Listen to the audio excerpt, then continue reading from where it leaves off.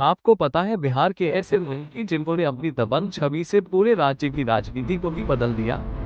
आज हम ऐसे ही 3 बाहुबली नेताओं की अनसुनी कहानियां बताएंगे, जिनका नाम सुनकर आज भी बड़े बड़े नेता तक कांप जाते हैं। पार्ट 1, बाहुबली का मतलब। दोस्तों, बिहार में बाहुबली शब्द सत्ता, ताकत और खौफ का पर्याय बन चुका है। कोई भी चुनाव हो या कोई बड़ा फैसला, जब तक बाहुबली की मर्जी न हो, मोकामा हो या सिवान, जीतना मुश्किल हो जाता है। आइए जानते हैं 3 सबसे चर्चित बाहुबली नेताओं की कहानी। पार्ट 1, सूरजभान सिंह, अपराध से संसद तक।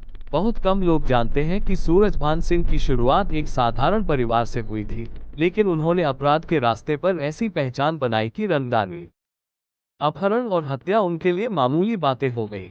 लेकिन जब राजनीति में उतरे तो ऐसा जलवा दिखाया कि निर्दलीय विधायक से सांसद तक का सफर तय किया।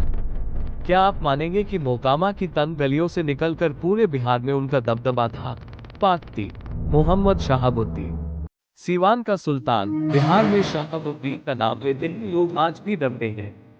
उनका बचपन साधारण था, लेकिन जल्द ही जिंदगी जुर्म की ओर मुड़ गई।